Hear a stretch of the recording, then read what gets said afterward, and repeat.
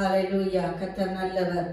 இப்பொழுதும் நாங்கள் தேவ சமூகத்தில் கர்த்தரை துதித்து இந்த வேளையில் நாங்கள் ஆராதிக்க போகிறோம்.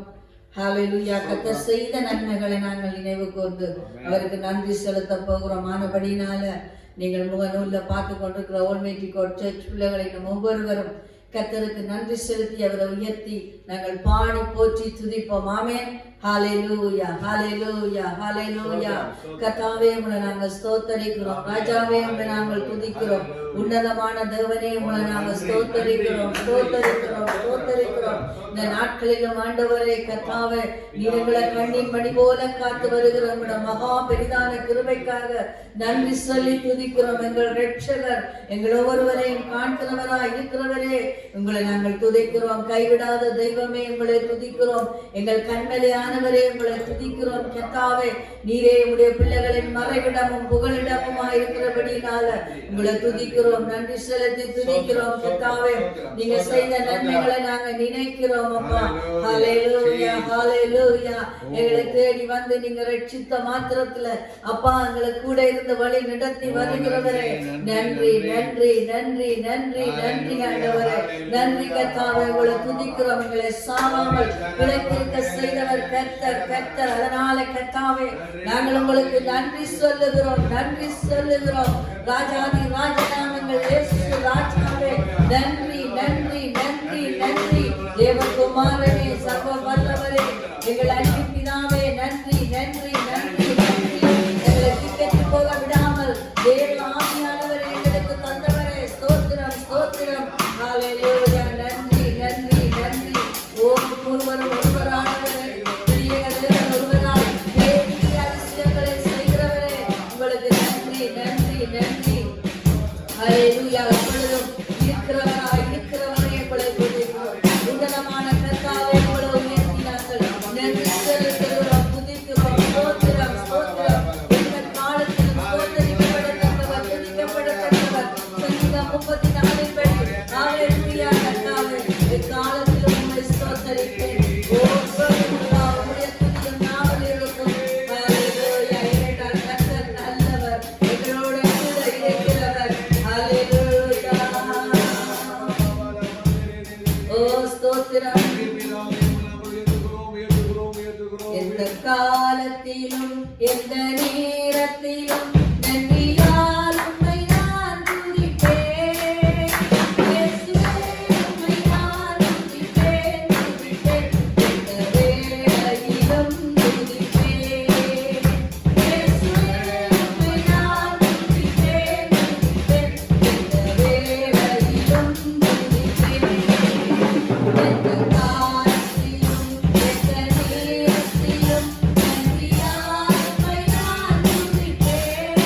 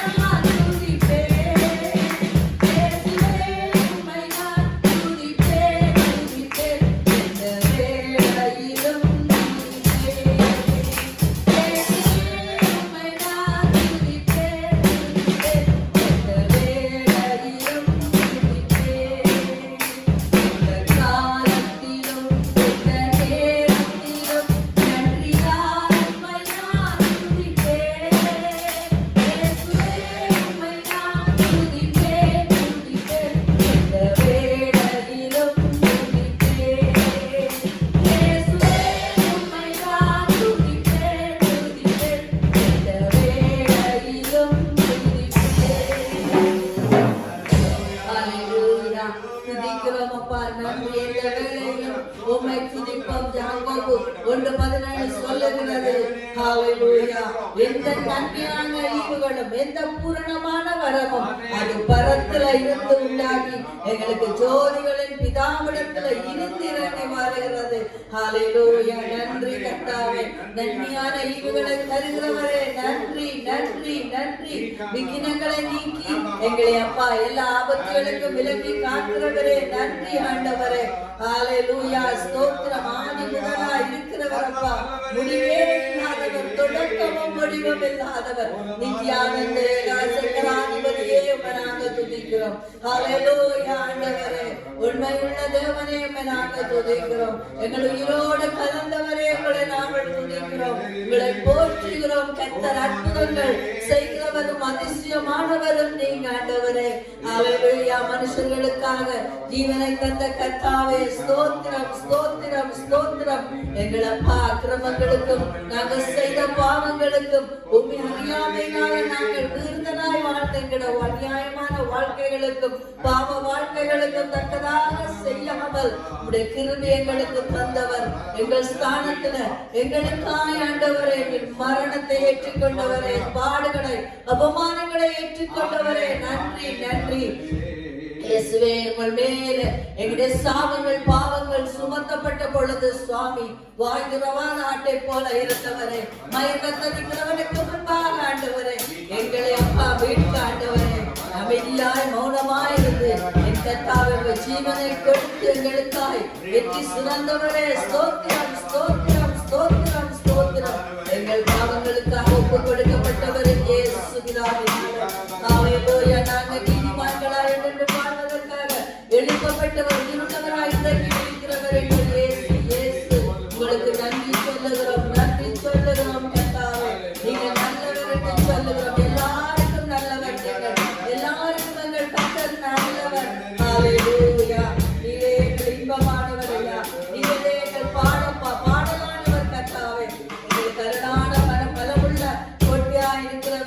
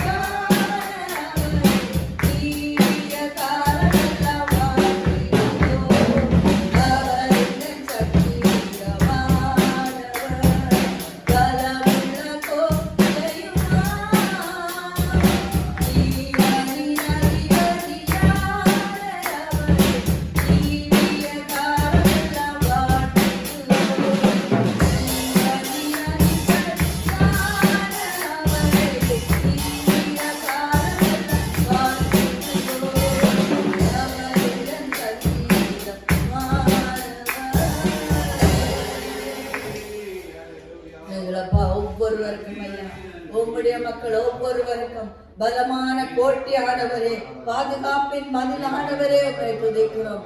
சத்துருவின் அப்பா கர்த்தாவே, தாக்குதல்களுக்கெல்லாம் சுவாமி நீர் கேடகமாயிருந்து சுவாமி உடைய ஜனங்களை காக்கிற தேவன். நீங்க தூக்குவதும் இல்லை கர்த்தாவே, நீங்க உருவாக்குவதும் இல்லை ராஜா.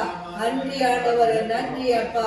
ஓ, துதிகள் மத்தியில நீங்க வாசம் செய்வேன் என்று சொன்னவர். துதிகளுக்குத்தான் நீ பயப்படுகிற தேவன் என்று, அதாவது துதிகளில நீ பிரியப்படுகிற தேவன் அப்பா. அப்படிப்பட்ட கர்த்தாவே, நாங்கள் உம்மை துதிக்கிறோம் கர்த்தாவே. நன்றி சொல்லி எல்லையோனாகிய உங்களை உயர்த்துகிறோம். உன்னதமான கர்த்தாவே, உங்களை நாங்கள் உயர்த்துகிறோம் ஆண்டவரே. உம்முடைய வருகையை எதிர்நோக்கி இருக்கிற உம்முடைய மக்கள் கர்த்தாவே அப்பா, உமக்கு மகிமை உண்டாவதாக என்று சொல்லுகிறோம்.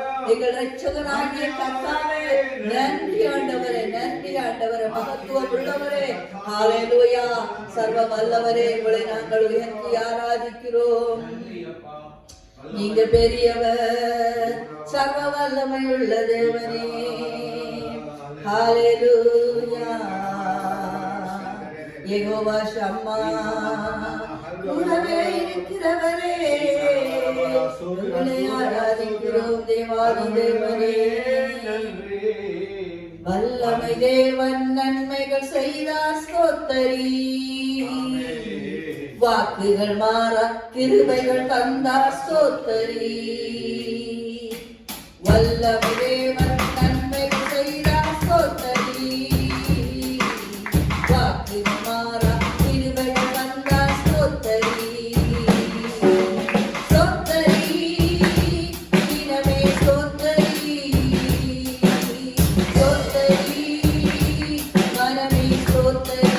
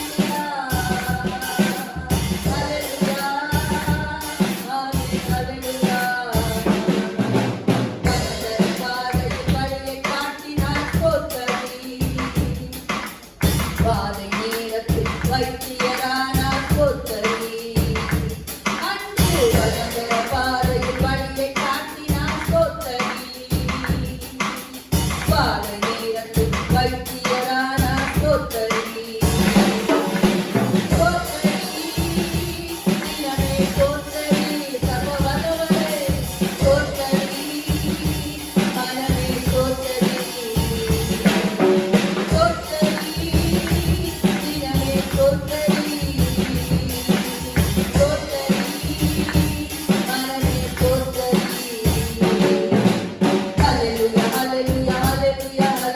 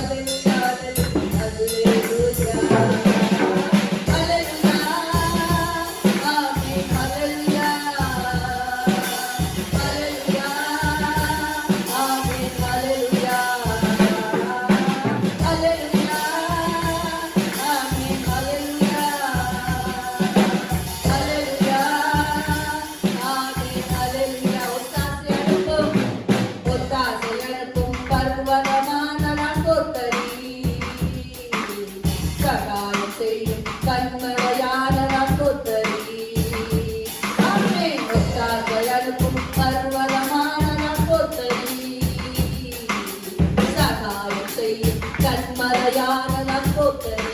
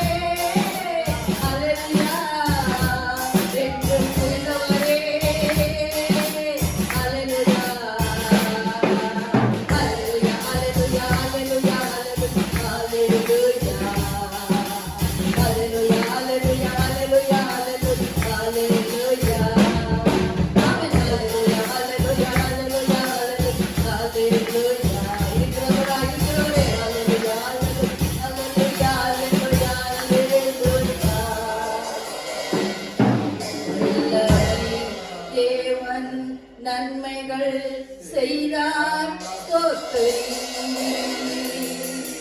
வாக்குகள் மாறாத கிருபைகள் தந்தார் ஸ்தோத்திரி. ஹalleluya. வல்லமையுள்ளது தன்னுடைய வாக்கு தத்தங்களை தந்தது மாத்திரமில்லை, அவைகளை நிறைவேற்றுகிற தேவன். ஹalleluya. பொய் சொல்லாத தேவன், உண்மை உள்ள தேவன். நான் சொன்னதை செய்து முடிக்கும் வரையிலும் நான் உன்னை விட்டு விலகுவதில்லை என்று சொல்லி அன்று யாக்கோபுக்கு அவர் சொன்னான். ஹalleluya. வனாந்தரத்தில் தனித்தவனாய் நடந்து உயிர் தப்ப பிழைத்து போய்கொண்டிருந்த பொழுது ஹalleluya அந்த பெத்தேல்ல ஹalleluya கர்த்தர் தரிசனமாகி கர்த்தர் தன்னை காண்பித்தவர் சொன்னார், நான் உனக்கு சொன்னதை செய்து முடிக்கும் வரையிலும் நான் உன்னை கைவிடுவதில்லை. ஹalleluya. அப்படிப்பட்ட தேவன் நம்முடைய தேவன். ஆனால் நானும் நீங்களும் அவர் சொன்னதை நிறைவேற்றுவதற்கு பாத்திரவான்களாய் அவர் சொன்னபடி வாழ வேண்டும். ஆமென். ஹalleluya. உண்மையாய் அவரை எங்கள் பிதனாக நாங்கள் கொண்டிருந்தார், அவரே எங்களுக்குள்ள நாங்கள் வைத்து எங்கள் தேவனை முன்வைத்து நாங்கள் ஒரு வார்த்தையின்படி வாழ்ந்தார், அவர் நம்மை ஆசீர்வதிக்க தவறுவதில்லை. ஹalleluya. நல்ல தெய்வம். ஹalleluya. நாங்கள் அவர்கிட்ட பேசத்தக்க தெய்வம் அவர். ஹalleluya. மோசேயோடு முகமுகமாய் பேசின தேவன். ஹalleluya. அவர் எங்களிடத்தில் எதிர்பார்க்கிறது, அவருக்கு நாங்கள் நன்றி செலுத்த வேணும், அவரை ஆராதிக்க வேணும், அவரை உயர்த்த வேணும். ஏனென்றா எல்லா படைப்பும் அவருடையது. ஹalleluya. ஸ்தோத்திரம். இந்த வானம், பூமி, பூமியின் குடிகள் எல்லாம் சகலதுமே கர்த்தர் சிருஷ்டித்தவர். ஹalleluya. எங்களையும் சிருஷ்டித்த கர்த்தர் நல்லவர். எங்கள் தேவைகள் எல்லாம் அவர் பார்த்து கொள்ளுகிறவராயிருக்கிறார். ஸ்தோத்திரம், ஸ்தோத்திரம். ஹalleluya. உங்களை நாங்கள் ஆராதிக்கிறோம் என்று சொல்லுங்கள். நீங்க நல்லவர் என்று அவரை சொல்லுங்கள். இந்த சூழ்நிலையில நீங்கள் விரக்திகளுக்குள்ள வீடுகளுக்குள்ள இருந்து வேதனைகளுக்குள்ள கடந்து செல்லாதபடி உங்களை பார்த்து கொண்டு உங்களை மேல கவனம் வைத்து உங்களை நடத்துகிற கர்த்தரை நோக்கி நீங்க நல்லவர் என்று சொல்லுங்கள். ஹalleluya. இந்தியத்துல அவற்றை அன்பை நினைத்து பார்த்து நன்றி சொல்லுங்கள். உயிரே வந்தவர் எங்களை இடை நடுவில் கைவிட்டு விடுவாரா? இல்லை, இல்லை, இல்லை, இல்லை. அவருடன் இருந்து எங்களை எப்பொழுதும் வழி நடத்துவார். ஹalleluya. தேவனுக்கு இன்னும் ஒரு பாடலை பாடிவிட்டு நாங்கள் கர்த்தருடைய வார்த்தையை கேட்க நாங்கள் ஆயத்தமாக போகிறோம். ஹalleluya. ஹalleluya. தேவனுக்கே மகிமை, எங்கள் தெய்வத்துக்கு தான் மகிமை என்று சொல்லி நாங்கள் கர்த்தருக்கு மகிமை செலுத்தி அவர்கள் பாடுவோம். ஹalleluya. தேவனுக்கே மகிமை, எங்கள் தெய்வத்துக்கே மகிமை.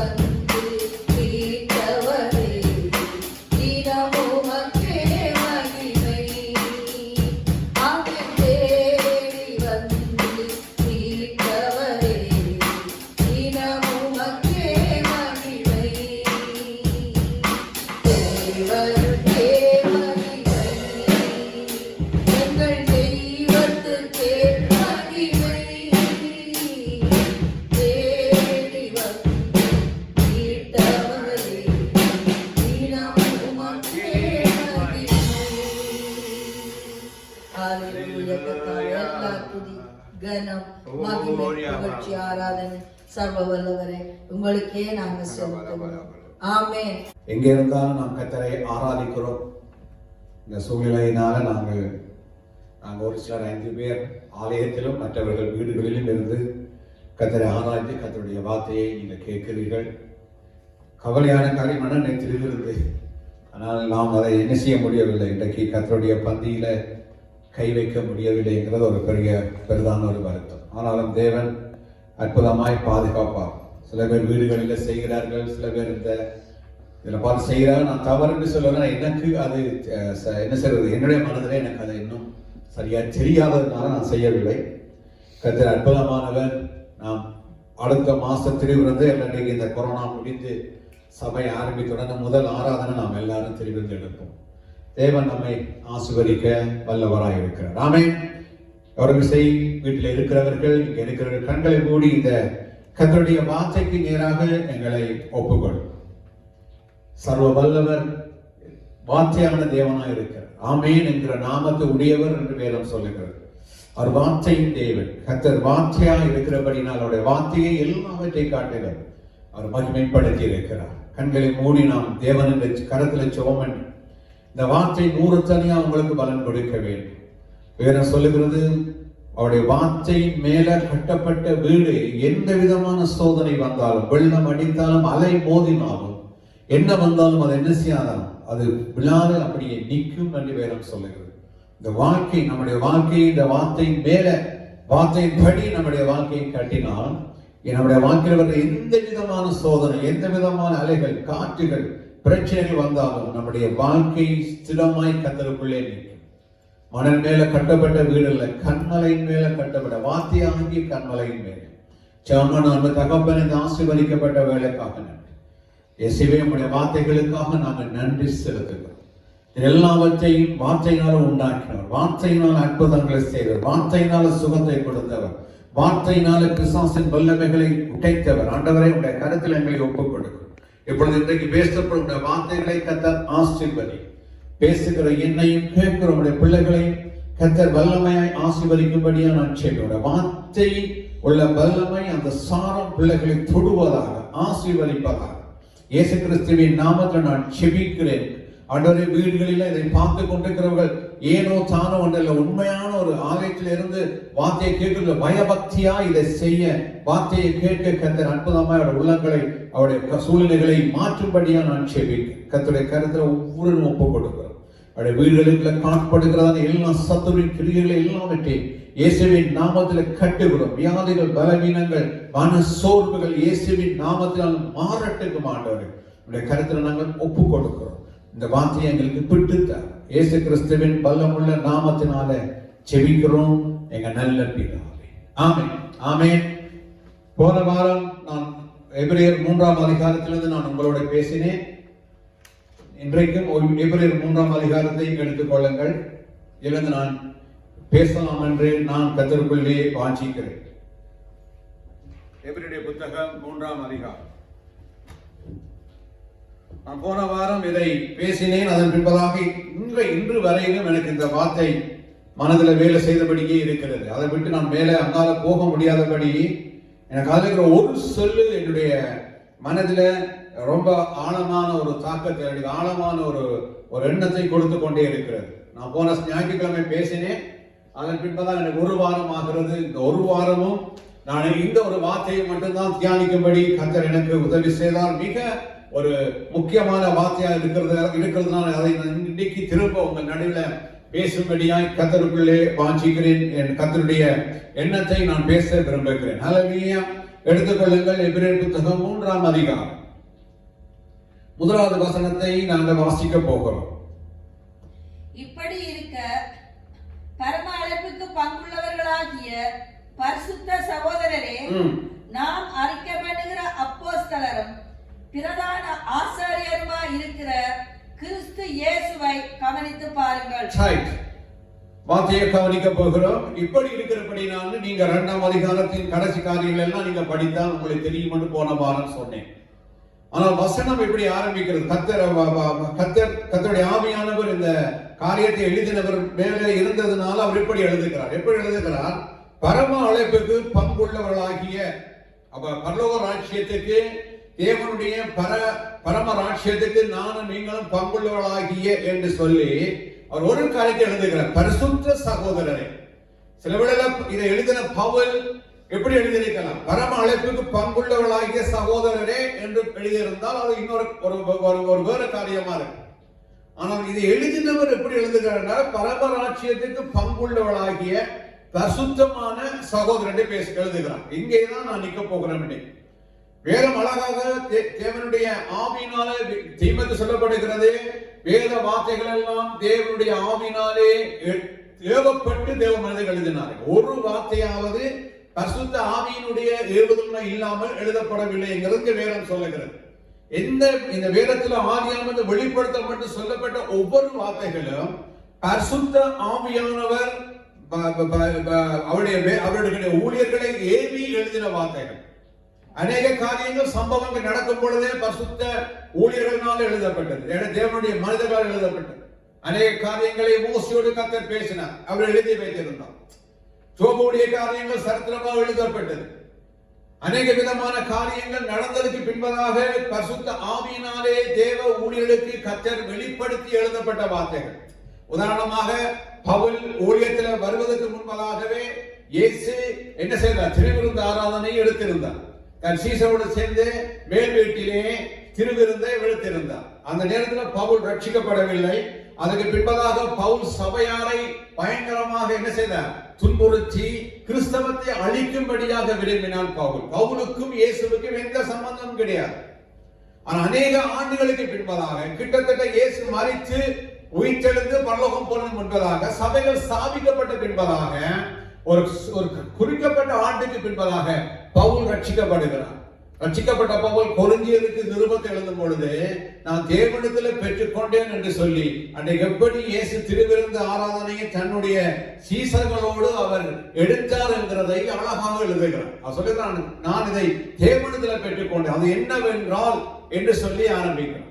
அவர் எப்படி அந்த அப்பத்தை பிச்சார், எப்படி திராட்சை ரசத்தை அந்த கப்பை எடுத்தார், எப்படி சீசனுக்கு ஜெபம் பண்ணி அதை கொடுத்தார், இதை நீங்கள் வாங்கி புசிக்கிற என்ன நன்மைகள் என்கிறது எல்லாவற்றையும் இயேசு அன்றைக்கு செய்ததை காலம் கடந்து தேவனுடைய பரிசுத்த ஆவியினுடைய வெளிப்பாட்டினால பவுல் எழுதுகிறார். அதே போல எல்லா காரியங்களும் பரிசுத்த ஆவியினாலே எழுதப்பட்டது, பரிசுத்த ஆவியினுடைய ஏவுதலினால எழுதப்பட்டதுங்கிறதை நீங்க நினைத்துக் கொள்ள வேண்டும். நாம் சில இன்றைக்கு வேலைக்கு அவருக்கு சொன்ன இப்படி சொன்ன நாங்கள் தள்ளி விடுகிறோம். இல்லை, எல்லாவற்றையும் நாம் கை கொள்ள வேண்டும். வேதாகமம் எல்லா காலங்களுக்கும் ஏற்றதான் இருக்கிறது.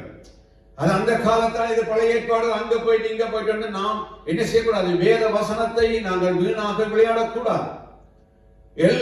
எல்லா காலத்துக்கும் நான் உன்னை ஆசீர்வதிப்பேன் என்று அன்றைக்கு ஆபிரகாமுக்கு சொன்னாரா இருந்தால் இன்றைக்கும் அந்த வார்த்தை என்ன செய்து நமக்கு அதை ஆசீர்வதிக்கிறது. அது ஆபிரகாமுக்கு சொன்னதுன்னு அவனை தள்ளிவிட முடியாது. நான் உன்னை ஆசீர்வதிப்பேன். எசாயா சொல்லுகிறார், நான் உன்னை வலதுகையை பிடித்துக் கொண்டு நான் சொல்லுகிறேன், நான் உன்னை விட்டு விலகுவது என்று சொன்னாரே ஆண்டவர். அந்த வார்த்தை எசாயா மூலமாக இஸ்ரவேலுக்கு சொன்னது மட்டுமல்ல, அது நமக்கும் சொந்தமாக இருக்கிறது. அல்லேலூயா. அப்ப இங்க வேதம் சொல்லுகிறது, நல்லா புரிந்து கொள்ளுங்கள். பரிசுத்த ஆவியானவர் இந்த எழுதின ஆக்கியோர் மூலம், பவுல் மூலம் எழுதுகிறார், பரிசுத்தமான சகோதரரே. அப்ப பரம அழைப்புக்கு ஆர் பங்குள்ளவர்கள் சொன்னா பரிசுத்தமான சகோதரன். போன முறை சொல்லிருக்கு, பாவம் செய்கிற ஒருவராவது என்ன செய்ய முடியாது? பரலோக ராஜ்யத்துக்குள்ள பிரவேசிக்க முடியாது. நீ 50 வருஷத்துக்கு முன்னாடி ரட்சிக்கப்பட்டிருக்கலாம், அன்றைக்கு பாவம் கழுவப்பட்டது. 50 வருஷத்துக்கு பின்பதாக நாம் பாவம் செய்தால் கூட பரலோகத்துக்கு போக முடியாதுங்கிறதை இங்க வேதாகமம் சொல்லுகிறது. ஒரு இடத்திலேயாவது ஆண்டவர் கிருபையாய் உன்னை பரலோகத்துக்கு கொண்டு போவார் என்று ஒரு வார்த்தை சொல்லப்படவே இல்லை.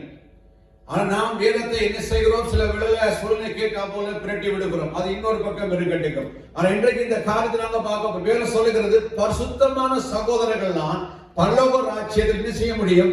பங்குகளாக முடியும். 1 கொரிந்தியர் எடுத்துக்கொள்ளுங்க. இல்ல, அப்போஸ்தலருடைய புத்தகம் 20ஆம் அதிகாரம் 32ஆம் வசனம். அப்போஸ்தலர் 20:32. இங்க என்ன சொல்லுகிறார் பவுல் பார்ப்போம். இப்பொழுதும் சகோதரரே, நீங்கள் பக்தி விருத்தி அடையவும் பரிசுத்தமாக்கப்பட்ட அனைவருக்குள்ளும் உங்களுக்கு சுதந்திரத்தை கொடுக்கவும்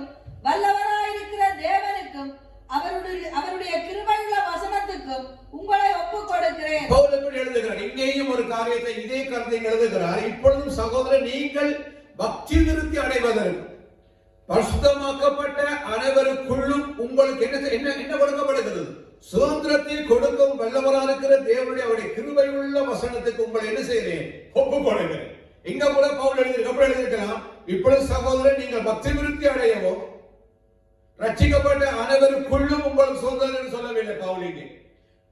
இதை எழுதும் பொழுது லூக்கா எழுதுகிறார், நீங்கள் யார் என்று கேட்டா பசுத்தமாக்கப்பட்ட அனைவருக்கும் தான் என்னவா இருக்கிறது? பங்கை கர்த்தர் கொடுக்கிறார். இதை நீங்கள் எழுதுகிறார் என்று சொன்னால், நீங்க முன்னுக்கு கொஞ்சம் வசனத்தை முன்னாலே பார்த்தால் மிக முக்கியமான காரியத்தை பவுல் எழுதுகிறார். 24 லூக்கா எழுதுகிறார் 24 வாசிங்க. தேவனுடைய ஆலோசனையில் ஒன்றையும் நான் மறைத்து வைக்காமல். இங்கே பவுல் என்ன செய்கிறார்? எபேசு திருச்சபை மூப்பர்களை விட்டு பிரியும் பொழுது பவுல் முக்கியமான காரியங்களை 13ஆம் வசனத்திலிருந்து எழுதி கொண்டு வருகிறார். பவுல் இப்ப 3.5 ஆண்டுகளா எபேசு சபையில ஊழியத்தை செய்து, இப்ப தேவனுடைய சித்தத்தின்படி எபேசு சபையை தீமையின் கையில கொடுத்து விட்டு பவுல் என்ன செய்ய போகிறார்? புறப்பட்டு போகிறார். இந்த ஆலோசனை நீங்க வாசி பாருங்கள், அவர் என்ன செய்தாருங்கிறதை பவுல் எழுதி கொண்டு வருகிறார். சொல்லும் பொழுது நான் சொல்லுகிறார், 25ஆம் வசனம் சொல்லுகிறது, இதோ நான் உங்களுக்குள்ளே சஞ்சரித்து தேவனுடைய ராஜ்யத்தை குறித்து பிரசங்கம் பண்ணினதை கேட்டவளாக நீங்கள் எல்லாரும் என்னுடைய முகத்தை என்ன செய்ய மாட்டீர்கள்? பார்க்க மாட்டீர்கள். எனக்கு தெரியும், தேவனுடைய ஆலோசனையில் ஒன்றை நான் உங்களுக்கு என்ன செய்யவில்லை? மறைக்காமல் எல்லாவற்றையும் உங்களுக்கு நான் வெளிப்படையாக நான் அறிவித்ததினாலே எல்லாருடைய ரத்தப்பழிக்கும் நீங்கி நான் சுத்தமா இருக்கிறேன் என்பதற்கு உங்களை இன்றைக்கு நான் என்ன செய்கிறேன்? சாட்சியாக இருக்கிறேன். முக்கியமாக சொல்லுகிறார் பவுல், நான் 3 வருஷமாய் இந்த இடத்துல மிகுந்த கண்ணீரோட செபத்தோட எல்லா விதமான போராட்டங்களோட உங்களுக்கு நான் ஊழியம் செய்தேன். நான் ரொம்ப எல்லாம் வெளிப்படையா உங்களுக்கு நான் பிரசங்கம் பண்ணினேன். இப்பொழுது நான் போகிறேன், எடி நீங்கள் என்னுடைய முகத்தை காண போகிறது இல்லை என்று சொல்லி அவர் சொல்லுகிறார். முக்கியமான எல்லாவற்றையும் அவர் சபைக்கு மூக்கோடு பேசிக் கொண்டிருக்கும் பொழுது அவர் சொல்லுகிறார், ஆகையினாலே 28வது வசனம் மிக முக்கியம். இன்றைக்கு நடக்கிற பெரிதான பிரச்சனையான ஒரு காரியம் இந்த 28ஆம் வசனம். அவர் சொல்லுகிறார், ஆகையினால் உங்களை குறித்து தேவன் தம்முடைய சுயரத்தத்தினால் சம்பாதித்துக் கொண்ட நமது சபையை மீட்பதற்கு, தமது சபையை மீட்பதற்கு பரிசுத்த ஆவி உங்களை கண்காணிகளாக வைத்த மந்தை முழுவதையும் குறித்து என்ன வாருங்கள்? எச்சரிக்காருங்கள். சபை யாருடையதா? ஆர் சபையை சம்பாதித்தது? ஆர் சபை இன்றைக்கு சொல்லுவார்கள், இன்னைக்கு சில வேளையில சொல்லுகிறார்கள், ஒரு சபையை குறித்து சொல்லும் பொழுது ஃபவுண்டர், இந்த சபையின் ஃபவுண்டர், இந்த சபை ஆர் உருவாக்கினது போடுகிறார்கள். ஆனா உண்மையாக சபையை குறித்து வேற சொல்லுகிறது, தேவன் தன் சுயரத்தத்தினால் சபைக்கு ஃபவுண்டராக தெரியுமா? தேவன் இயேசு பரிசுத்த ஆவியினாலே பெந்தெகோஸ்து நாளிலே சபையை ஸ்தாபித்தார். யாருமே சொல்லும்போது நான் இதை உண்டாக்கின சபை என்று சொல்லி, ஆனா சொல்லுகிறோம் நாங்க ஓல்மைட்டி காட் சபையை நான் சொல்ல முடியாது. ஈசாக்கு இதை ஃபவுண்ட் பண்ண no no no no no. சபை கர்த்தருடையது. இதைத்தான் வசனம் சொல்லுகிறது. அதான் ஒரு நாள் நாம் என்ன செய்ய, சரி நாம் தேவனுடைய இடத்தை நாம் எடுக்கக்கூடாது சகோதரன். தேவனுக்குரிய அந்த புகழை பெயரை நாம் எடுக்கக்கூடாது. இங்கே வேறு சொல்ல, ஆகையினால் உங்களை குறித்தும் தேவன் தம்முடைய சுய ரத்தத்தை சம்பாதித்துக் கொண்டு சபையை குறித்து எச்சரிக்கிறார். இந்த வசனத்தை நான் எழுதவில்லை, கர்த்தருடைய ஆவி எழுதியிருக்கிறார். தாவர் தேவன் இயேசு கர்த்தர் தேவன் இந்த உலகத்துல வந்து அவர் மரித்து அடிக்கப்பட்டு மரித்து உயிர்த்தெழுந்து பரலோகத்துக்கு போய் பரிசுத்த ஆவியானவரை இந்த பூமிக்குள்ள அனுப்பினதன் பெரிய நோக்கம் என்ன தெரியுமா? சபையை ஸ்தாபிப்பது. முதல் சபை 3000 பேர் ரட்சிக்கப்பட்டார். இதுதான் சபை.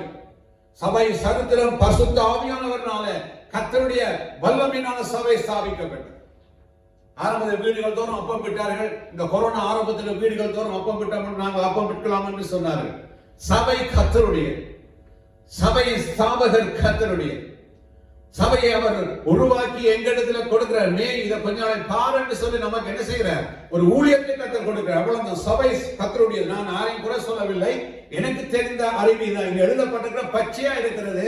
வேறு சொல்லுகிறது, உங்களை குறித்தும் தேவன் தம்முடைய சுயரத்தத்தினால் சம்பாதித்துக் கொண்ட தமது சபை குறித்து, கர்த்தருடைய சபை. அதனால் வெளிப்பட சொல்லப்படுகிறது, கடைசி காலத்தை வருகையில மனவாட்டியே வா, ஆவியே வா, மணவாட்டியே வா. மணவாட்டியை ஆதரிமா கர்த்தருடைய சபை, கர்த்தருடைய வீடு, கரைதிரை முதலானவை இல்லாத ஒழுங்கான ஒரு கன்னிகை போல கர்த்தர் வைத்து அந்த சபையை அவர் என்ன சொல்ற உதாரணம் காட்டுகிறார். ஆனா பவுலின் எழுதுகிறார், நான் ஒன்றையும் மறைக்கவில்லை, ஏனென்றால் ஆகியால் உங்களை குறித்து தேவன் தமது சிரத்தை சம்பாதித்துக் கொண்ட தமது சபையை மேய்ப்பதற்கு பரிசுத்த ஆவி உங்களை கண்காணிகளாக வைத்த மஞ்சள் முழுவதும் குறித்து எப்படி நீங்கள் எச்சரிக்கையாருங்கள், கவனமாயிருங்கள். சபையை குறித்து மிக நீ கவனமா இருக்க வேண்டும். சபையின் ஊழியர்கள், சபையை நடத்துகிறவர்கள் எனக்கு கொடுக்கப்பட்டிருக்கிற 5 10 1000 2000 80 எவ்வளவா இருந்தாலும் அதை குறித்து மிக கவனமாய் எச்சரிக்கையா இருக்க வேண்டும். சபை பாவம் செய்யாதபடி, சபை மக்கள் விழுந்து போகாதபடி, சபை மக்கள் பாவத்தினுடைய காரியங்களை போகாதபடி மிக கவனமா இருக்கும்படி பவுல் எழுதுகிறார், எபேசு சபைக்கு சொல்லுகிறார். அல்லேலூயா. ஆனா சபையில பாவம் செய்தால், சபையார் பாவம் செய்தால் அவர் என்ன செய்ய முடியாது? தேவன் நம்ம கொடுத்திருக்கிற அந்த பங்கில பங்கடைய முடியாது, தேவ ராஜ்யத்துக்குள்ள பிரவேசிக்க முடியாது சகோதரர். இன்றைக்கு நீங்கள் எத்தனை விதமான செய்திகளை கேட்கலாம். இன்றைக்கு சபையில மறக்கப்பட்டு போன ஒரு காரியம் தெரியுமா? பரிசுத்தம் என்ற ஒரு காரியத்தை மறந்து போனார். நான் ரட்சிக்கப்பட்ட ஆரம்பத்தில் பரிசுத்தம் தான் அநேக செய்திகளை கேட்டுக்கிறேன். இன்னைக்கு வேற விதமான காரியங்கள், பாவம் செய்யலாம், பரிசுத்தமா இருக்க தேவையில்லை, எப்படியும் வாழலாம், எதுவும் செய்யலாம், இப்படிப்பட்ட ரூட்ல போய் கொண்டு போடிய நீங்க வேற சொல்லுகிறது. சபை முழுவதையும் குறித்து நாம் எச்சரிக்கையா, சபை ஏன் எச்சரிக்கையா இருக்க வேணும்? அவர் எழுதுகிறார் 29ஆம் வசனம், நான் போன பின்பு மந்தியை தப்ப விடாத கொடிதான ஓநாய்கள் உங்களுக்குள்ளே வரும். என்ன சொல்லுகிறார் அவர்? நான் போனதுக்கு பின்பதாக என்ன செய்யுமா? பயங்கரமான கொடிதான ஓநாய்கள் சபைக்குள்ளே வரும்.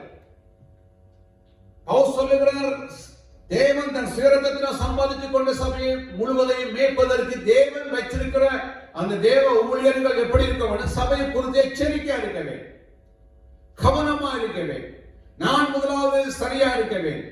நான் எனக்கு பொறுப்பு கொடுத்திருக்கிற மக்களும் அந்த சபையை குறித்து நான் கவனமா, என் சபையில யாராவது பாவம் செய்கிறார்களா, தவறு நடக்கிறார்களா, மிக கவனமா இருக்கணும். வேண்டால் அழகா வசனம் சொல்லுகிறது, என்ன சொல்லுகிறது?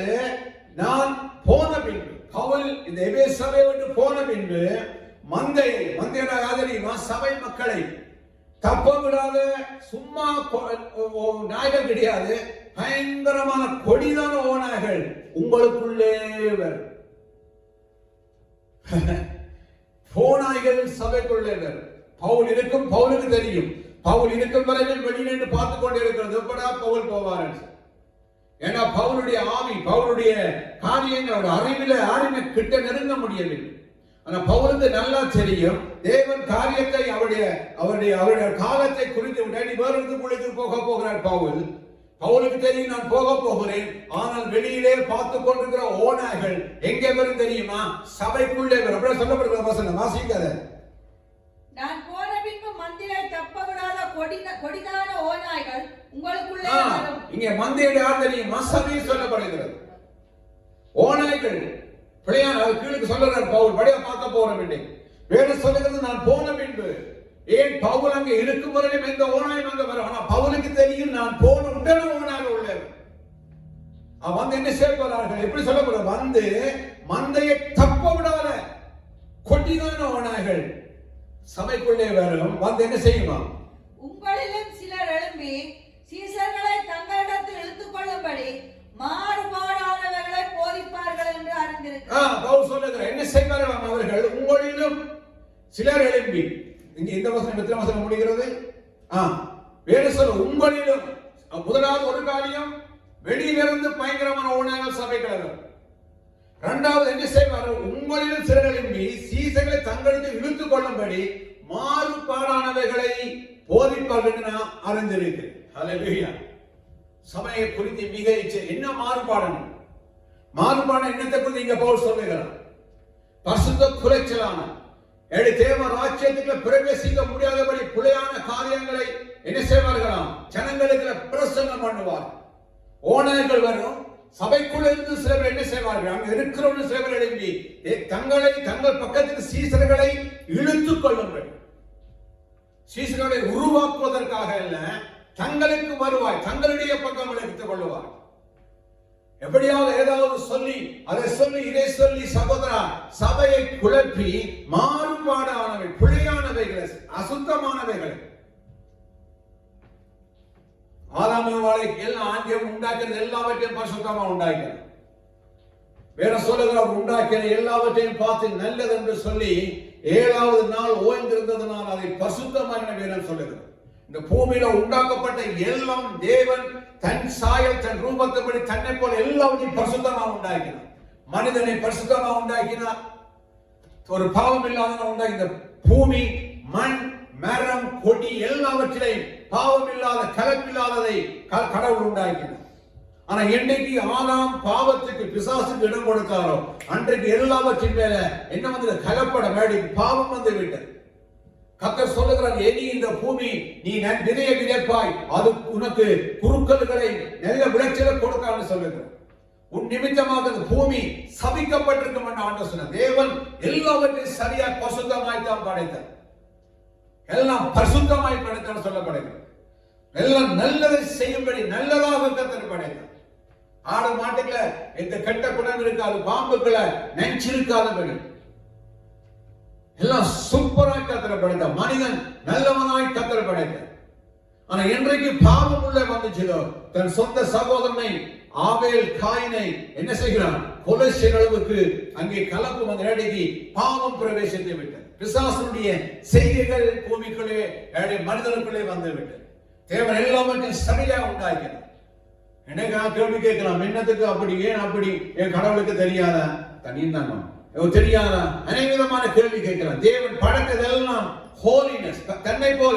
அவர் ஏன் வேற சொல்லுகிறது, நாம் கீழே பார்க்க போகிறோம், சில தொடர்ந்து பார்த்த வாரம் கூட பார்ப்போம்.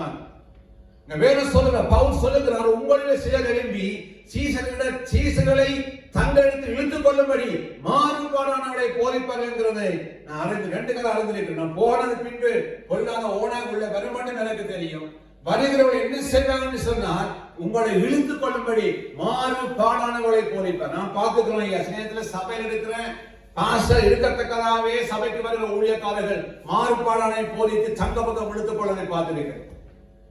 சில நேரத்துல இருக்கிற நல்ல சபையில வந்து உள்ளே வந்து அங்க இருக்கிற பாஸ்டரை, உதவி பாஸ்டரை, மூப்பரை, அவரை குலைப்பிட்டு போகிற அநேக மாறுபாடான போதனை பண்ணுகிற மக்களை நான் பார்த்திருக்கிறேன். நாங்கள் 30 வருஷமாய் நான் உலகத்துக்குள்ள வாழ்வதை விட அதிகமாய் கிறிஸ்துவுக்குள்ள சபைக்குள்ளே நாங்கள் வாழ்ந்து கொண்டிருக்கிறோம். அதனால அநேக விதமான மாறுபாடுகள் நான் காணக்கூடியதா இருக்கிறது. ஒரு இவர் நல்லவர், பரிசுத்தவான், இவர் திறமானவர் என்று சொல்லத்தக்கதாக எண்ணித்தான் சொல்ல முடியும். வெளியில சில நேரத்துல நல்ல ரெவரண்ட் கோட்டல் நம்படி நல்லா இருப்பாங்க, அவருடைய வாழ்க்கையை சில நேரத்தில் ஆழமாய் அறிந்தால் மாறுபாடுதான் இருக்கு. நீங்க வேற சொல்ல போதிப்பார். அவள் ஏன் போதிக்கிறான்னு சொன்னா, வேற சொல்லுகிறது சீசர்களை, சபையாரை தங்கள் பக்கமாக இழுத்துக் கொள்ளுவதற்காக. எனக்கு மண்டைக்குள்ள ஒரு காரியம் வருது, சொல்லுவதற்கு யோசனை. ஏன் நமக்கு சில காரியங்கள் சிவர் என்ன குறை சொல்வது போல இருக்கு. சில சம்பவங்கள், தேவையற்ற காரியங்கள், வேதத்துக்கு புறம்பான காரியங்கள், வேத வசனத்தை புரட்டி போடுகிற காரியம், வேதத்தை இல்லாதவைகளை பேசுகிற காரியம், அறியாதவைகளை தெரியாதவைகளை பேசுகிறார் சொல்லுகிறார். பவுல் சொல்லுகிறார், சபைக்கு மாறுபாடால் பரிசுத்தம் பாவம் செய்யும்படி பரிசுத்த. இன்றைக்கு பாருங்க என்ன சொல்லுகிறார்கள், இன்னைக்கு ஒரு போதனை உண்டு, என்ன செய்தாலும் பரவாயில்ல, பரலோக ராஜ்யத்துக்கு போகலாம் என்று சொல்லி. இங்கே வேதத்தில் எவ்வளவு கேட்டுக்கொண்டிருக்கிற யாராவது அப்படிப்பட்ட ஒரு காரியம் இருக்கு சொன்னால், இந்த வேத வசனத்தின் அடிப்படை சொல்லுங்க பாப்போம். பாவம் செய்து பரலோகத்துக்கு போகலாம். நானும் நாளைக்கு போய் நல்ல வடிவா இந்த சந்தோஷமா தண்ணியை அடித்து வாழலாம். என்னப்பா ரட்சிக்கப்பட்டீங்க, ஏன் நாம் கஷ்டப்பட வேண்டும், ஏன் பரிசுத்தமாக வாழ வேண்டும். ரோமர் 12 சொல்லப்படுது, உங்க சரீரங்களை ஜீவ பலியாக ஒப்புக்கொடுங்க, பரிசுத்தமாக கொடுங்கள் ஆண்டவரே. அதாவது எந்த ஊழியர்கள், அப்போஸ்தலருடைய போதனைகளும் சரி, இயேசு கிறிஸ்துவும் சரி, பாவத்தை கண்டித்தார்கள், பாவம் செய்யாதபடிதான் சொல்லுகிறார். எவராவது கலாச்சாரத்துக்கு போல் எழுதும்போது சொல்லுகிறார், ஆவியில ஆரம்பம் பண்ணிட்டீங்க, மாம்சம் முடிக்க போறீங்க. மாம்சம் முடிக்கணும் என்னது, தேவனுக்கு விரோதமான காரியத்தை நீங்க செய்கிறீர்கள். எவராவது உற்சாகப்படுத்தவில்லை வேத வசனத்துல, பாவம் செய்தால் பரவாயில்ல, நீங்க ஒரு பிரச்சனை கிடையாது. அவ வேறு சொல்ற மாறுபாடானவைகளை சபையில போதிப்பார்கள். அதனால சபையே தேவ ஊழியக்காரர்களை வேறு சொல்லுகிறது, ஜாக்கிரதையாக மிக கவனமாயிரும். இன்னைக்கு அநேக எங்களுடைய ஐரோப்பா சபைகள் எல்லாம் உடைஞ்சு போனது காரணமே தேவையில்லாமல் ஆக்களை சபைகளுக்கு விடுவதனாலேயே இந்த சபை உடைந்து போய்விட்டு என்னத்தை வந்து செய்துட்டார்கள், என்னத்தை வந்து இங்க சாதிச்சிட்டார்கள். ஆக செய்த ஒரே காரியம் இங்க இருந்து கத்தையா பணத்தை கொண்டு போய் நல்லா வாழ்ந்தார்களுடைய இங்க இருக்கிற ஐரோப்பாவில் இருக்கிற சபைகளுக்காக என்ன நடந்துச்சு, என்ன மாற்றம் வந்துச்சு நான் புரிந்து கொள்வதில்லை. தேவன் நம்மை ஊழியக்காரர் அழைத்திருக்கிற ஒரு சபையை நீங்கள் வடிவா நீங்கள் என்ன செய்யலாம், என்னுடைய சபைக்கான சாப்பாட்டை நான் கொடுப்பதற்காக தான் கர்த்தரை அழைத்திருக்கிறோம். இந்த மந்தை நடத்துவதற்கு தான் கர்த்தரை அழைத்திருக்கிறார். அவர் எனக்கு காரியங்களை தருகிறார். நான் சபையை சரியா போதிக்க வேண்டியதுதான், போஷிக்க வேண்டியது. இன்னொரு வந்து என்னுடைய சபையில என்ன செய்ய தேவை அவசியம் இல்லை. இந்த சபைக்கு அதாவது இப்ப ஆல்மைட்டி காட் சபைக்கு யார் என்னவா இருக்கிறது, என்ன சொல்றது, அதிகாரி என்னடி அதை யார் கர்த்தர் அழைத்திருக்கிறார், என்னதான் அழைத்திருக்கிறார் வைத்துக் கொள்ள நல்லா புரிந்து கொள்ள. ஏன்னால் வேற சொல்லுகிறது எந்த ரூபத்தில் வர தெரியாது. பவுல் அழகா எழுதுகிறான், போகிறேன், நான் போன பின்பதாக சபையாகிய மந்தை, சபையை தப்ப விடாத பொல்லாத கொடிதான ஓனாய்கள் வருவார்கள். வந்து என்ன செய்வார்கள், உங்களில் சிலர் எழும்பியும் சீசர்களை தங்களிடத்தில் இழுத்துக் கொள்ளும்படி மாறுபாடானவைகளை போதிப்பார். போதனை தான் சகோதரன் செய்வதில்லை, போதிக்கிறது. மாறுபாடான காரியங்களை அவர் என்ன செய்வார்கள், டீச் பண்ணுவார்கள், போதிப்பார். அந்த போதனையை கேட்டு நாம் என்ன செய்வோம், ஒரு காரியம் சொல்ல வருதான் நான் சொல்ல நான் விரும்புவேன். எனக்கு கஷ்டமா இருக்கு. இப்ப இந்தியாவில் சில நேரங்களில் அரசியலில சொல்லுவார்கள், என்ன சொல்லுவார்கள் சொன்னால், ஒரு முறை நான் பார்த்த காரியம், ஏதாவது ஒரு சம்பவம் நடந்து ஜனங்கள் எல்லாம் பெரிய ஆர்ப்பாட்டம் பண்ணுவார்கள். உடனே அந்த ஆர்ப்பாட்டத்தை அடக்குவதற்கு இன்னொரு காரியத்தை தட்டி விடுவார்கள். இங்கு ஓடின மக்கள் புற இதை பார்க்க ஆரம்பித்து விடுவார்கள். விளங்குறவங்க என்ன சொல்றது, வைகேப இந்தியாவில் அப்படி சொல்லுவோம். ஜெயலலிதா செத்து போனா சனமெல்லாம் பெரிய ஆர்ப்பாட்டம் பண்ணுது. அந்த நேரம் பார்த்து உடனே என்ன செய்யறது, அந்த என்னது பொங்கலுக்கு அந்த என்ன விளையாட்டு, ஜல்லிக்கட்டு வருது. ஜல்லிக்கட்டுக்கு எல்லாம் பிரச்சனை பண்ணி அங்க வாலிபர்கள் எல்லாம் அடிபட்டு கொடுக்க, அந்த நேரத்தில் இன்னொரு பிரச்சனை எழுப்பி விடுவாங்க. அப்ப ஜல்லிக்கட்டு ஓடின மக்கள் என்ன செய்வார்கள், இது மேல ஓட ஆரம்பிச்சு. அப்ப ஒன்றா மாறி அரசியலில் ஈடுபட்டுருவாங்க. அப்படியே போய்கொண்டிருக்கும் ஒருவர் பிரசங்கம் பண்ண ஒருவர் சொல்லுகிறார், நான் அதை கேட்டேன். அது மாதிரி சில நேரத்தில் பெரிய பிரச்சனை கிறிஸ்தவ ஊழியர்கள் கிறிஸ்தவ சமூகத்துக்குள்ள வரும். ஆனா அவர்கள் அதை குறித்து கவலைப்படாமல் வேறொரு பக்கமா அவர்கள் ஒரு காரியத்தை பேசி விடுவார்கள். புரிந்து கொள்ளுங்க, அவர் அதை இதற்கான ஒரு விளக்கம் கொடுக்க மாட்டார்கள். உடனே வேறொரு காரியத்தை உடனே ஜனங்கள் என்ன செய்வார்கள், இதை விட்டுட்டு அதை பார்த்துக் கொள்ளுவார். இதுதான் பொலிட்டிக். இதுதான் சில நேரத்தில் மாறுபாடான காரியம். இங்க வேற சொல்லுகிறது, ஏன் செய்கிறார்கள், இவர்கள் சீசர்களை தங்கள் பக்கம் இழுக்கும்படியாக மாறுபாடான போர் பண்ணி வேற சொல்ல. இன்னொரு காரியத்தை வாசிங்க, அப்போஸ்தலருடைய புத்தகம் 26ஆம் அதிகாரம் 18ஆம் வசனத்தை வாசிங்க. 26:18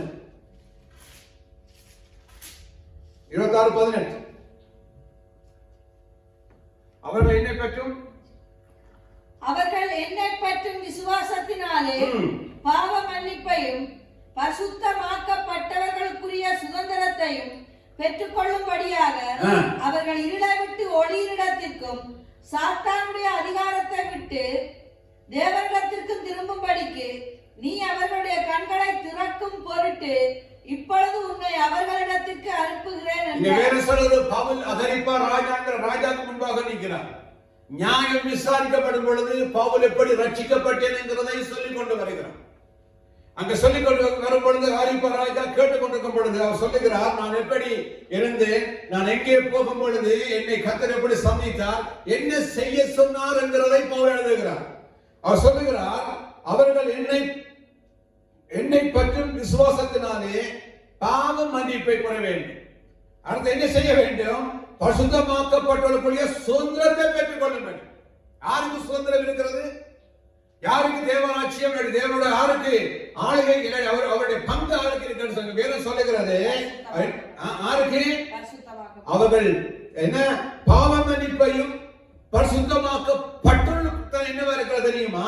அவளுக்கு சுதந்திரத்தை பெற்றுக்கொள்ளும்படியாக மற்றது அவர்கள் இருளை விட்டு ஒளியிடத்துக்கும் சாத்தானுடைய அதிகாரத்தை விட்டு தேவனத்துக்கு திரும்பபடி நீ அவர்களுக்கு அவருடைய கண்களை திறக்கும் பொருட்டு இப்பொழுது உன்னை அவர்களுக்கு அனுப்புகிறேன் என்றார்.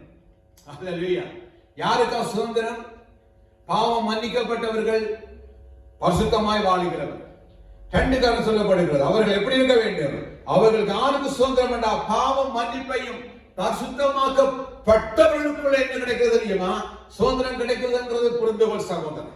எல்லாம் செய்துட்டு சகல காரியத்தையும் நாங்கள் தேவன் விளக்கிறது எல்லாவற்றையும் சாப்பிட்டுட்டு என்ன சொல்ல முடியாது? ஏதோ ஒன்றுக்குள்ள வாழவே முடியாது. அல்லேலூயா. வேதம் சொல்லுகிறது தேவன் விளக்கின கனியை சாப்பிட்ட ஆதாம் வாழை கர்த்தர் என்ன செய்தா தெரியுமா? ஏதோனை விட்டு கலைத்தார். அதான் பூமியான பெரிய சம்பவம். தேவன் ஏதோனுங்கிற எல்லாவற்றையும் உண்டாக்கி, ஏதோனுங்கிற தோட்டத்தை உண்டாக்கி அங்கே ஆதாம் ஏவாளை கொண்டு வந்து எல்லா கனிகளையும் காட்டி சொன்ன, எல்லாம் வடிவா சாப்பிடு, பூசி நல்லா இரு. ஆனா இதை சாப்பிடாத, நான் விளக்கின இந்த கனியை சாப்பிடுகிற நாளில சாகவே சாவாய், சும்மா சாகவே சாவாய் என்றார் ஆண்டவர். ஆனா ஒரு நாள் அவன் பிசாசுக்கு செவி கொடுத்து அதை பார்த்து அழகியா இருக்கிறது, புசிக்கிறது நல்லா இருக்கும் என்று சொல்லி ஏவாள் கையை நீட்டி அதை சாப்பிட்டா. ஒரு கடி கடித்தால் தேவனுக்கு கீழ்ப்படியாதவன். வேற சொல்றது, அன்றைக்கே அவளை உலகத்துல பாவம் வந்தது மட்டுமல்ல, அந்த கானான் என்கிற என்ன ஏதோன் என்கிற தோட்டத்தை விட்டு கர்த்தர் கலைத்தார். ஆபிரகாம், ஈசாக், இலடிகி இஸ்ரவேல் ஜனங்களை பாவமாகிய அந்த ஏய்திலிருந்து வெளியே கொண்டு வந்து கானானுக்குள்ள கர்த்தர் கொண்டு போகும்போது சொன்னார், இங்க நீ எப்படி இருக்க, ஒழுங்கா இருக்க வேண்டும். அங்க இருக்கிற ஜாதிகளுடைய காரியங்களை நீ கை வைக்க கூடாது, விக்கிரங்களை உண்டாக்க கூடாது, பாவம் செய்யக்கூடாது.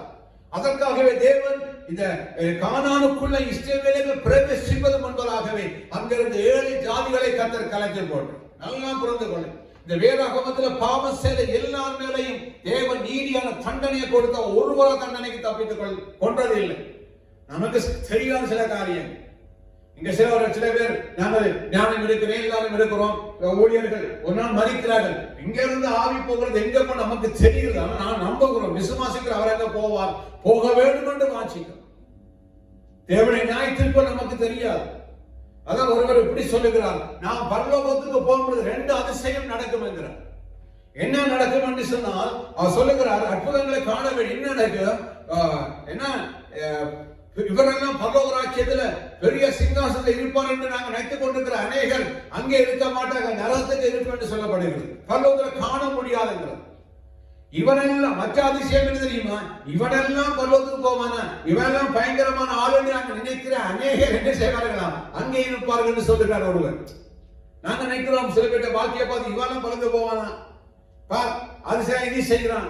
அவர் சில வேளையில என்ன செய்வான், கடைசி நேரத்தில் என்னவோ மன்னிப்பு கேட்டு தேவராஜ்யத்துக்கு இவர் பெருசா இருப்பாங்கிறவரை அங்கே காண முடியும்னு சொல்லுகிறார். தேவ சகோதரா, ஏன் நாம் ஓடிக்கொண்டிருக்கிறோம்? ஏன் நாம் தேவனை அறிந்து கர்த்தருக்குள்ள நாங்கள் ஓடுகிறோம்? ஒரே பர்பஸ் என்ன தெரியுமா? தேவன் நமக்கு கொடுத்திருக்கிற அந்த அந்த அந்த பர்பஸ், இல்லாட்டி தேவன் நம்ம கொடுத்திருக்கிறதான அந்த பங்கை அடைவதற்குரிய வேறு ஒன்றும் இல்லை என்கிறதை புரிந்து கொள்ள வேண்டும். ஆனா சில வேளையில நம்மை பாவம் செய்வதற்கேற்ற போல மந்தையை குழப்புவார்கள், தங்கள் பக்கம் இழுத்து கொள்ளும். சில பேர் ஏதோ இங்க வாழ்ந்துட்டு நான் நல்லா இருந்துட்டு போறேன், போகும் பொழுது கடைசியா ஒன்றும் கொண்டு போக போறது கிடையாது. கிட்டல நான் ஒரு இதை வாசித்தேன், ஒரு கதையை நினைக்கிறேன், லாரன்ஸ் அவர்கள் நாமினி ஃபேமிலியில போட்ட கதையா இருக்கலாம், எனக்கு ஞாபகம் இல்லை. அவர் நிறைய இன்றைய காலோட நல்ல ஒரு காரியம் போட்டிருந்தார். எனக்கு அதை வாசிக்க ஆசை, என்னுடைய போன்ல தான் நான் ரெக்கார்ட் பண்ணி கொண்டிருக்கிறேன், நான் அதை கொண்டு வாசிக்க முடியாது. நல்ல நல்ல காரியங்களை போடுற காலையில் கூட ஒரு நல்ல சம்பவத்தை போட்டிருந்தேன், வாசிக்க ஆசையா இருக்கிறது. நான் செய்யற பிரசங்கத்துக்கு ஏற்ற போல காரியத்தை போட்டிருந்தேன், ரைட், வாட்ஸ்அப்ல போட்டிருந்தேன். அவர் அன்றைக்கு ஒரு கதையை எழுதியிருந்தேன், நான் வாசித்தேன். ஒரு உலகத்துல பெரிய கோடீஸ்வரன், பயங்கரமான பணக்காரர். அவர் ஒரு நாள் தூங்கும் பொழுது கனவு ஒன்று காணுகிறார். என்ன கனவு என்றால், கடவுள் வந்து அவரோட பேசுகிறார். கடவுள் சொல்லுகிறார், மகனே நீ கொஞ்ச நாள் பரலோகத்துக்கு வரப்போகிறாய், வேலை வரப்போகிறார். அதனாலே நீ வரும் பொழுது அங்கே பரலோகம் எல்லாம் நிறைந்திருக்கும், சகலமும் அங்கே இருக்கிறது, விதவிதமான ஆகாரங்கள் எல்லாம் உண்டு, நீ நல்ல ஆகாரங்களையும் சாப்பிடலாம். ஆனா அங்க ஒரு காரியம் மட்டும் குறை. என்ன குறை? அங்கே பாத்திரங்கள் கிடையாது, நல்ல பிளேட்ஸ்கள் ஒன்றும் கிடையாது. எல்லா இலைகளிலேயே தான் வைத்து நான் சாப்பிட வேண்டும். நீ நல்லா சாப்பிட வேண்டும், நல்லா அங்கே நீ இருக்க வேண்டும். நல்லா வந்து இலைகளில பெரிய பெரிய பாத்திரம் செய்து சாப்பிட வேண்டும் இருந்தால் நீ மறைத்து வரும் பொழுது ஒரு குண்டூசியை மட்டும் மேல கொண்டு வந்து, அந்த கொண்டு வர்ற குண்டூசியினால என்ன செய்யலாம், அங்க இருக்க இலைகளை பிடுங்கி அதை அழகாக தைத்து நீ நல்ல பாத்திரமா வைத்து நல்ல அழகாக சாப்பிடலாம். ஆனபடியினால மகனே, நீ வரும் பொழுது கொண்டு வர வேண்டிய முக்கியமான காரியம் என்ன தெரியுமா? ஒரு ஊசி கொண்டு வந்து, குண்டூசி. அப்ப இவர் அந்த கோடீஸ்வரன் கடவுளை பார்த்து கேட்கிறார், கடவுளே இங்க இருந்து வரும்பொழுது ஒன்றும் கொண்டு வர முடியாது, குண்டூசியை நான் எப்படி கொண்டு வருவது? இந்த கனவை கண்ணு அவர் என்ன செய்யறார்? கண்மளிக்கிறார். இது சாதாரண கதை போல இல்லை, பின்னுக்கு சில காரியங்கள் உண்டு. நல்லா புரிந்து கொள்ளுங்க. நாம் என்ன செய்கிறோம்? இங்க ஏதோ அதை இதை வைத்து பல ஆயிரங்கள் லட்சங்களை கோடிகளை சம்பாதிக்கலாம். ஆனா போகும் பொழுது ஒன்றை கொண்டு போவதில்லை என்று நாம் அறிந்திருக்கிறோம். நாம் பிரசங்கம் பண்ணுகிறோம். வேற சொல்றது பண ஆசாயிய என்று பவுல் எழுதுகிற தீமேத்தி. உலகத்தில் அதை ஒன்றும் கொண்டு வந்தவங்க கொண்டு போவதும் இல்லை நிச்சயம் என்கிறது தெரிந்தாலும் நாம் ஏதோ தவறான வழிகளில பிழையான வழிகளில ஏதோ இந்த உலகத்தில் சம்பாதிச்சுட்டு போகும்போது கொண்டு போவது போல கஷ்டப்பட போகிறோம். ஆனா வேற சொல்ல நல்லா புரிந்து கொள்ளுங்க சகோதரா, நாம் தேவனுக்கு அழகான வசனம் சொல்லுகிறது, வாசிச்சோம். பாவ மன்னிப்பையும் பரிசுத்தமாக்கப்பட்டவர்களுடைய சுதந்திரத்தை நான் பெற்றுக்கொள்ளும்படி நான் பிரயாசப்பட வேண்டும். பரிசுத்தமானவனுக்கு என்ன வந்தது தெரியுமா? அங்கே வேற சுதந்திரம் உண்டு, நம்ம பங்குண்டு. தேவனோடு நாம் வாழ போகிறோம். பரிசுத்தம் இல்லாம ஒருவரும் வேற வசனம் சொல்லுகிறது. எபிரேயர் புத்தகத்தில் கீழே வாசிங்கள். எபிரேயர் பரிசுத்தம் இல்லாம ஒருவரும் தேவனை தரிசிப்பதில்லை. 16 எபிரேயர் 12:14 வாசிங்க. எபிரேயர் 12:14.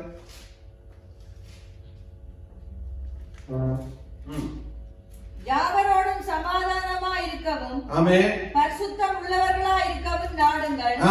பரிசுத்தம் இல்லாமல் ஒருவரும் கர்த்தரை தரிசிப்பதில்லையே. அழகான வசனம் சொல்லுகிறது. என்ன சொல்லுகிறார்? எபிரேயர் எழுதினவர் எழுதுகிறார், யாவரோடும் சமாதானமா இருக்கவும் பரிசுத்தம் உள்ளவர்களாய் இருக்கவும் நீங்க என்ன செய்ய வேண்டும்? நாட வேண்டும். பரிசுத்தத்துக்காக நாம் போராட வேண்டும். பாவத்துக்கு விலகி நாம் ஓட வேண்டும். நான் யோசேப்பை பற்றி சொல்லுகிறோம், அவரை பற்றி சொல்லுகிறோம், வேறு பற்றி சொல்லுகிறோம். நல்லா புரிந்து கொள்ள அருமையான சகோதர சகோதரி, வேதம் இங்கே சொல்லுகிறது, யாவரோடும் சமாதானமா இருங்க. நமக்கு இந்த உலகத்தில் யாரோடும் ஒரு சின்ன கீறல், ஒரு சின்ன விதமான என்ன செய்வது, சமாதானமா குலைச்சலான காரியம் இருக்கக்கூடாது. பாவம் செய்யாமல் இருப்பதால் எல்லாரும் சந்தோஷம், எல்லாரும் சமாதானமா இருக்க வேண்டும். நமக்கு சிலவரை யாரா தீங்கு செய்தாலும் பரவாயில்லை, அவர்களையும் நாம் அவர்களோடு ஓகே ஹலோ பிரதர் பாய் ஒட்டி உறவாடி பரவாயில்ல, பகை இருக்கக்கூடாது. பூமியில நம்மளோட சந்தோஷமா இருக்கும்படி கர்த்தர் சொல்லுங்க, யாவரோடும் சமாதானம் இருங்கள், பரிசுத்தமுள்ளவளா இருக்கும்படி என்ன செய்யுங்கள்? பிரயாசப்படுங்கள், நாடுங்கள், ஓட வேண்டும். சில வேளையில சகிக்க வேண்டும், சில வேளையில கண்ணை மூடிக்கொள்ள வேண்டும், சில ஒரு கிணத்து அடிக்க மறுகிணத்து கொடுக்க வேண்டியதாக இருக்கிறது. நமக்கு அநேகம் தீங்கு செய்வார்கள், ஆனா பரவாயில்லை, அது கண்டு காணாமல் இருந்து கொண்டு நம்முடைய ஆத்மாவை காத்துக் கொள்வது மிக நல்லது சகோதரர். ஏனென்று கேட்ட வேதம் என்ன சொல்லுகிறது? பரிசுத்தம் இல்லாமல் ஒருவரும் என்ன செய்வதில்லை, கர்த்தரை காணவே, அதாவது பரலோக ராஜ்யத்தை சுதந்திரிக்கவே முடியாது. ஏன்னா தேவன் பரிசுத்த, அவருடைய என்ன இல்லை, அவருடைய பாவம் இல்லாதவர், அது பாவத்தை பார்க்காத பரிசுத்தமான கண்ணன் என்று வேதம் சொல்லுகிறது. ஹல்லேலூயா. ஏன்னா வேதம் இங்க சொல்லுகிறது, வாசிங்கள் லேவியராகமம் 11 45 வசனம் வாசி.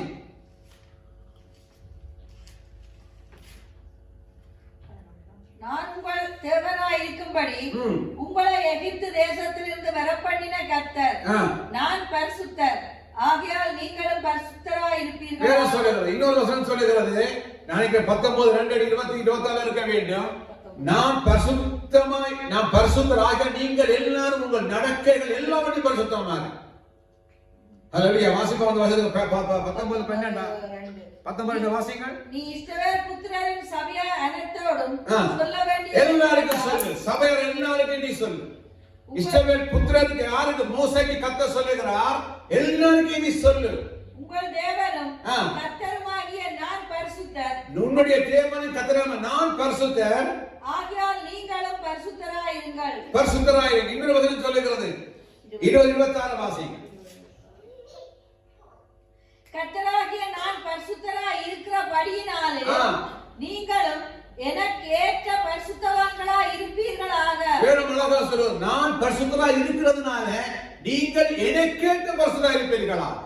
ஏன்னா வேதம் சொல்லுகிறது அவர் பரிசுத்தர், பாவம் இல்லை. இயேசு பரிசுத்தராய் இருந்தார். முதல் இயேசு இந்த ஊழியத்தை ஆரம்பிக்கும் பொழுது அவர் என்ன சொல்றார்? முதலாவது லூக்காவில அவர் தேவனுடைய ஆலயத்தில் பிரசங்கம் பண்ண இருந்தார். அங்கே பிசாசு பிடித்த ஒருவன் எழும்பி அவருக்கு என்ன சாட்சி கொடுத்தார்? நீர் பரிசுத்தர். இயேசு மனிதனாய்த்தான் அங்கே போனார், கடவுளை அங்கே போகவில்லை. அப்பா சொல்ற, நீர் ஆண்டவரே, நீ பரிசுத்தராக இருக்கிறீர். அவர் அங்கே பார்த்தது என்ன தெரியுமா? அவருடைய பிசாசுடைய சரக்கொண்டும் இயேசுக்குள்ள இருந்ததில்லை. அவரை பார்க்கும் பொழுது பரிசுத்தனாய் பார்த்ததினால வேதம் சொல்லுகிறது, இயேசுவுக்கு முன்பதாக அந்த பிசாசா நிற்க முடியவில்லை. இன்னொரு வசனத்தை வாசித்து முடிப்போம், நாங்கள் தொடர்ந்து பார்க்க போகிறோம். 1 பேதுரு 15வது வசனத்தை வாசிங்க. 1 பேதுரு, உங்களை அழைத்தவர் பரிசுத்தராய் உங்களை அழைத்தவர் பரிசுத்தராய் இருக்கிறதுனாலே நீங்களும் உங்கள் நடக்கைகள் எல்லாவற்றிலும் பரிசுத்தராய். இங்கே நான் வசனம் சொல்றது, உங்களை அழைத்தவர் பரிசுத்தராய் இருக்கிறதுனால நீங்களும் உங்கள் நடக்கைகள் எல்லாவற்றிலும் என்ன பாருங்கள், பரிசுத்தமாய் இருங்க. 16ஆம் வசனம், நான் பரிசுத்தர் ஆகையால் நீங்களும் பரிசுத்தராய் இருங்கள் என்று ஏற்கனவே லேவியராகமத்திலே எழுதியிருக்கிறதே என்று வேதம் சொல்லுகிறது. அவர் மேற்கோள் காட்டுகிறார். கீழே நிறைய காரியங்களை பேதில் எழுதுகிற அடுத்த முறை பார்க்க போகிறோம். வேதம் சொல்லுகிறது, உங்களை அழைத்தவர் பரிசுத்தராய் இருக்கிறார். ஐயா, உலகத்தில் எத்தனையோ மக்கள் இருக்கிறார், ஆனா தேவன் என்னையும் உங்களையும் அழைத்திருக்கிறார். உங்களுக்காக இந்த ரத்தத்தினால் நம்மை கழுவி இருக்கிறார். சர்வ லோகத்தின் பாவத்தை சுமந்து தீர்க்கிற தேவ ஆட்டுக்குட்டியின் அந்த மரணத்தை நீங்களும் நானும் விசுவாசித்ததுனால நாங்கள் அழைக்கப்பட்டிருக்கிறோம். இன்றைக்கு சபையில கர்த்தர் நம்மை வைத்திருக்கிறார். வேதம் சொல்லுகிறது, உங்களை அழைத்தவர் பரிசுத்தராய் இருக்கிறது போல, எப்படி அவர் எப்படி இருக்கிறாரோ அப்படியே நீங்களும் உங்கள் நடக்கைகள் எல்லாவற்றிலும் ஒரு சிலவற்றில இருக்கலாம். ஒரு கொஞ்சத்துல நாங்கள் பழகினா பரவாயில்லை. அவர் செய்துட்டார், ஒரு எவ்வளவு பெரிய ஊழியக்காரர், அவரே செய்திருக்கிறார், நான் என்ன பாச செய்கிறேன், அவர் பெரிய அவரை மாதிரி நான் செய்திருக்கிறேன். அவர் பாருங்க, அவர் இவ்வளவு பாருங்க இவ்வளவு செய்திருக்கிறார். ஆனா வேதம் சொல்லுகிறது, எங்கள் பரிசுத்தத்தின் அளவாக தெரியுமா? இயேசு அவர் உங்களை அழைத்தவர் பரிசுத்தராய் இருக்கிறது போல நீங்களும் நானும் எங்கள் நடக்கைகள் எல்லாவற்றிலும் எப்படி இருக்க வேண்டுமா? பரிசுத்தமாய் இருங்கள் என்று முற்றுப்புள்ளியா சொல்லுகிறார். அப்படிதான் இருங்கள். தேவன் இருக்கிறது, இயேசு இருக்கிற பிரகாரம் நாம் தேவனிடத்துல பாவம் கிடையாது. அவர் எல்லாம் உண்டாக்கினது எல்லாம் பரிசுத்தமா இருக்கிறது. அவர் பரிசுத்தமான எல்லாவற்றையும் அதை சரிப்படுத்துகிறது. தேவ ஆலயத்தில் வைக்கப்படுகிறது எல்லாம் பரிசுத்தமா இருக்க வேண்டும். ஆசாரியர் போடுகிற உடைகள் எல்லாம் பரிசுத்தமாக்கப்பட வேண்டும். நிறைய காரியங்களுடைய வேதத்தில் சும்மா அவர் போடுகிற உடுப்பு கூட அவருடைய வஸ்திரங்கள் எல்லாம் சரியாக இருக்க வேண்டும். ஒரு ஆசாரிய ஊழியர் செய்வதற்கு முன்பதாக வேதம் சொல்லுகிறது, அவர்களை பரிசுத்தமாக்க வேண்டும். ஆரோனியோட குமாரர்களை பரிசுத்தமாக்கு என்று சொன்னால் அவர் வேலை செய்ய போற தேவனுடைய ஆலயத்தில் ரத்தம் தெளிக்கப்பட்டது எல்லாம் பரிசுத்தமா இருக்கு. ஹல்லேலூயா. தேவனுடைய ஆலயம் பரிசுத்தமா இருக்க வேண்டும். நீங்களே அந்த ஆலயம் என்று வேதம் சொல்லுகிறது. கர்த்தர் எங்கே அசைவாடுவா தெரியுமா? பரிசுத்தம் எங்கே இருக்கிறதோ அங்கதான் தேவன் இருப்பார். பரிசுத்தம் இல்ல இடத்துல கர்த்தர் இருக்க மாட்டார். வேதம் சொல்லுகிறது, தேவன் பாளையத்தை உருவ நடப்பார், அங்கே எந்த விதமான அசுசி காணப்படக்கூடாது. ஆகையினாலே நீ காலையில் எழும்பி டாய்லெட்டுக்கு போகும் பொழுது சொல்லுகிறார், கையில் ஒரு கோலையும் கொண்டு போ, கக்கா திறந்து மூடிட்டு வா, ஏண்டா பாளையம் சுத்தமா இருக்கும் சொல்லுகிறாங்க. அவர் என்ன எல்லாவற்றையும் பரிசுத்தமாக்கின எல்லாம் சில நேரங்களில் ஏதாவது ஒன்றை அவர் பார்த்த சொல்லுங்க, அது பரிசுத்தமாக்கப்பட்டால் ஆலயத்தில் அவை மற்றதுக்கு வெளியில போடுகிறார். எல்லாம் புரிந்து கொள்ளுங்க சகோதரர். ஆடை பரிசுத்தமா இருக்க வேண்டும், உடல் பரிசுத்தமா இருக்க வேண்டும், நடக்கைகள் எல்லாவற்றிலும் பரிசுத்தமா இருக்க வேண்டும். வேதம் சொல்லுது, பரிசுத்தம் இல்லாமல் இருக்கு என்னாலையும் உங்களாலையும் ஒருவராலையும் தேவனை தரிசிக்க முடியாது. அது இங்க நாம் செத்தது பிறகு கூட நீங்கள் வடிவாக இருந்து பாட்டெல்லாம் பாடி எல்லாம் செய்யலாம். கர்த்தருக்கு ஸ்தோத்திரம். நாம் தேவனை தரிசிப்பது இல்லையாங்கிறதை நாம் வாழுகிற நாட்களில் எப்படி தேவனுக்கு முன்பதாக நாம் சரியா இருந்திருக்கோம் அதை வைத்துத்தான் செய்ய முடியும். இங்கே நமக்கு பேறுகள் புகழுகள் பங்குகள் எல்லாம் உண்டு. ஆனால் நாம் தேவ ராஜ்யத்துக்கு பிரவேசிக்க வேண்டுமா இருந்தால் ஆண்டவர் சொல்லுகிறார், நீ பரிசுத்தம் இல்லாமல் என்ன சொல்ல அழகான வசனம் பேதுரு அழகா எழுதுகிறார். உங்களை அழைத்தவர் பரிசுத்தராய் இருக்கிறது போல கர்த்தர் எப்படி இருக்கிறார்? பரிசுத்தராய். கேராபீன்கள் சேராபீன்கள் 24 மணி நேரம் சொல்லுகிறார் பரிசுத்தர் பரிசுத்தர் பரிசுத்தர். சேனைகளின் கர்த்தர் பரிசுத்தர். பரிசுத்தர் என்ன? பாவம் இல்லாதவர். உண்டாக்குனது எல்லாம் பரிசுத்தம். அவருடைய பிள்ளைகள் நாம் எல்லாரும் பரிசுத்தமா இருக்க வேண்டும். அவருடைய வேலை செய்கிற எல்லாரும் அவருடைய ஆசாரியர்கள் பரிசுத்தமா இருக்க வேண்டும். ஆரோனுடைய பிள்ளைகள் பரிசுத்தம் இல்லாத அந்நிய அக்கினியை கொண்டு வந்து தேவனுடைய ஆலயத்தில் போட்டதுனால வேதம் சொல்லுகிறது கர்த்தர் அங்கே அவளை அடித்தார். அநேக நேரங்கள் சொல்லப்படும் இந்த பரிசுத்தமான தேவன் முன்பதாக நம்மால் என்ன செய்ய நிற்க முடியவில்லை என்று இஸ்ரவேலர்கள் கலங்கினார். இது மகா பரிசுத்தம் உள்ள தேவன் ஐயா. அது உடன்படிக்கை பெட்டியை எட்டி பார்த்தவளை கர்த்தர் அடித்து போட்டார். காரணம் தைரியம். அவளுக்கு பயமில்லாமல் போனதுனால கர்த்தர் அடித்தார். தாவே வேற சொல்லுகிறது இப்படிப்பட்ட பரிசுத்தமான கடவுள் என்பதாக நம்மால் நிற்க முடியவில்லை. அதான் பவுல் சொல்லுகிறார். கர்த்தர் சொல்லுகிறார் பவுலை பார்த்து அகிரிப்பா ராஜாவுக்கு முன்பாக சொல்லுகிறார் பிசாசின் வல்லமையில இருள் அடிக்கிற மக்களை வெளிச்சத்துக்கு கொண்டு வரும்படி கர்த்தர் என்னை நடத்துகிறார். நம்மை அழைத்திருக்கிறார். அழகான வசனம் சொல்லுகிறது நான் பரிசுத்தராக நீங்களும் பரிசுத்தராக இருங்கள் என்று ஏற்கனவே கர்த்தர் எழுதினதை மேற்கோள் காட்டி இங்கே பேதுரு எழுதினார். நம்முடைய பரிசுத்தம் என்ன? தேவன் அவர் பரிசுத்தராக இருக்கிறார். அவர் பரிசுத்தராக இருக்கிறது போல நாம் நம்முடைய நடக்கைகள் எல்லாவற்றிலே அன்றா என்ன ஒரு சிலருக்கு நாம் கவனம் இல்லாமல் இருக்கலாமா? இல்ல சகோதரர், எல்லாவற்றிலும் பரிசுத்தமா இருக்க வேண்டும். சகல காரியத்தில் நான் களவெடுக்கையில போய் சொல்லலாமா? சொல்லக்கூடாது.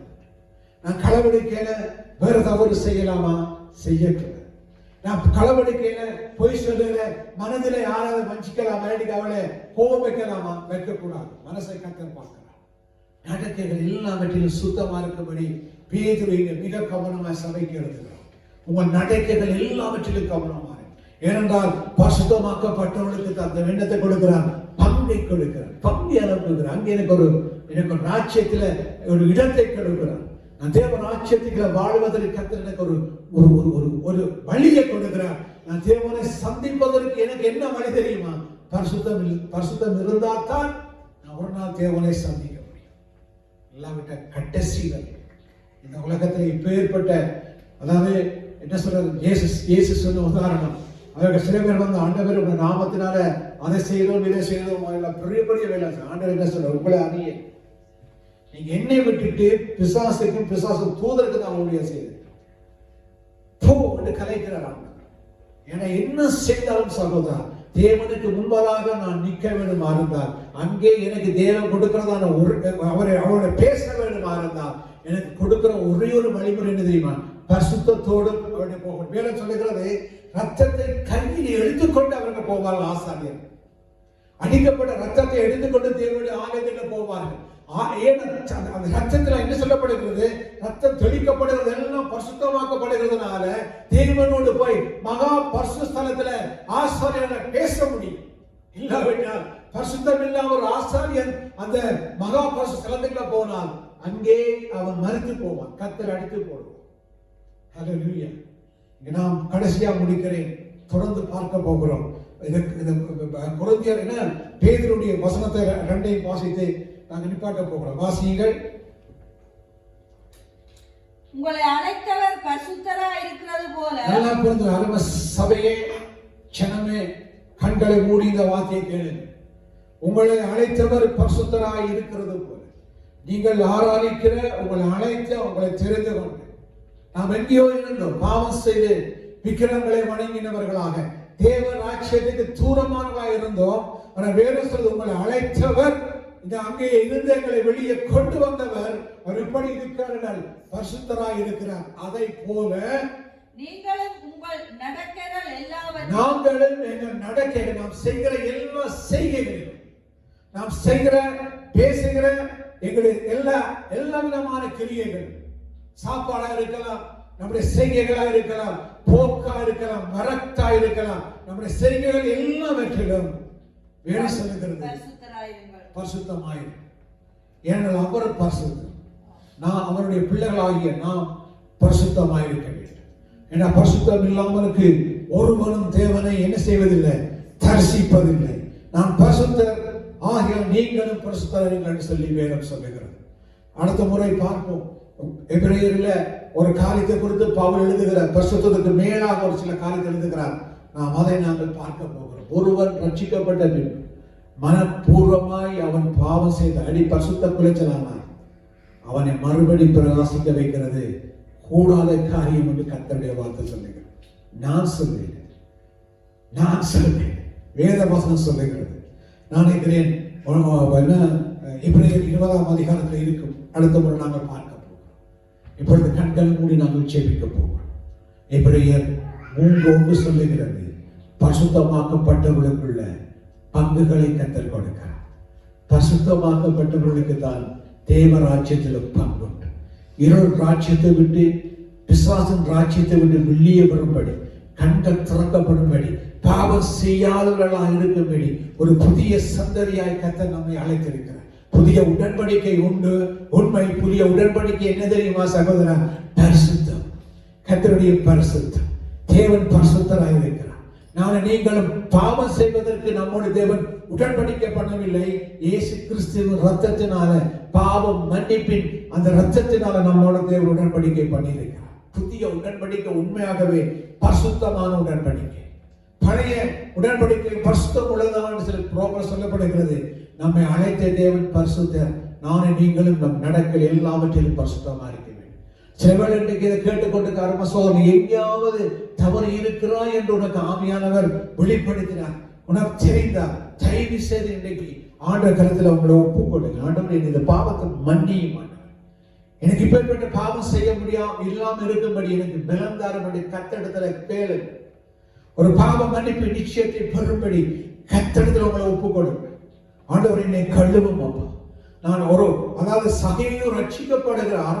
இயேசுவும் அறிந்தரனை வந்து சொல்லுகிறார், இயேசுவே நான் யாருக்கையாவது ஏதாவது நியாயம் இல்லாமல் வாங்கியிருந்தேன், அநியாயமாய் வாங்கியிருந்தேன், நான் அதை 5 மடங்கு திரும்பி கொடுத்தேன். எப்படி பாருங்க, 4 மடங்கு திரும்பி கொடுத்துறேன்.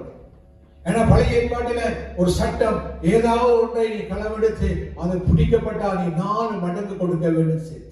இதை அறிந்த சகையை சொல்லி வந்தவரே, ஏதாவது நான் செய்திருந்தேன், உங்களுடைய சட்டத்துக்கு மிஞ்சி ஏதாவது செய்திருந்தார், 4 கொடுக்கிறேன். டோமாஸ் நானகன் ஞானஸ்தானம் கொடுக்கிறார். அநேகர் வருகிறார்கள், போர்ச்சகர் வருகிறார்கள், ஆசிரியர் வருகிறார்கள், எல்லாரும் வருகிறார்கள். நான் என்ன செய்ய வேண்டும், நான் என்ன செய்ய வேண்டும், நான் என்ன செய்ய வேண்டும்? அங்கே வரியை வசூலிக்கிற வரும்பொழுது நான் என்ன செய்ய சொல்கிறேன், உங்களுக்கு கொடுக்கப்பட்டதுக்கு மேல செய்யாதீங்க. அருமை சகோதரன், எல்லாரும் இந்த வேதாகமம் காமமாகிய இருளை வெறுக்கிறது. பிசாசுடைய இருள் வல்லமையை இந்த வேதாகமம் வார்த்தைகள் வெறுக்கிறது. நம் தேவன் பரிசுத்தமா இருக்கிறார். அதான் நீங்களும் நானும் பரிசுத்தமா இருக்கும்படி வலியுறுத்துகிறது. பாவி அநேக நன்மைகளை நாரடித்து பண்ணிவிடுகிறார். ஒரு நீதிமான் நிமித்தம் தேசம் ஆசீர்வதிக்கிறது. பரிசுத்தமான நிமித்தம் கர்த்தர் தேசத்தை ஆசீர்வதிக்கிறார். கர்த்தரை கூடியிருக்கிறவர்கள் ஜெபிக்கிறேன். நீ ஏதாவது காரியத்துல மாட்டிருப்பீங்களா? உங்க பார்வைக்கு சிலவர்கள் அது சரியா இருக்கும், ஆனா தேவனுடைய பார்வைக்கு அது தவறானதா இருக்கும். நீங்க சொல்ல இதுதானே செய்யறேன்னா இது என்ன பெரிய வேலையா? எனக்கு ஒருவர் எடுத்து ஒரு 2-3 ஊழியக்காரரை கண்டபடி பேசுகிறார். இங்க ஐரோப்பாவில் இவங்களாலதான், இவங்க சரியா இருந்திருந்தால் ஏன் எப்படிலாம் செய்தார்கள் என்று சொல்லி ஊழியர்களை பேசுகிறார். இன்றைக்கு அவர்கள் உலகத்தில பிரபலியமான ஊழியக்காரர். ஆனால் ஒரு சிலர் என்ன செய்கிறார்கள், பேசுகிறார். இவர் இதை செய்தார், அவர் செய்தார், இவர் செய்தார், நான் செய்தா என்னங்கிறது போல சில பேர் சொல்லுகிறார். எனக்கு அருமையான சகோதரா சகோதரி, நம்முடைய ஜீவியம், நம்முடைய வாழ்க்கை தேவன் விரும்புகிற பரிசுத்தத்தின் அளவில் இருக்கும்படி கர்த்தர் நமக்கு கிருபை பாராட்டுவாராக. கண்களை மூடி இருக்கும் பொழுதே நாங்கள் உங்களுக்காக செய்கிறோம்.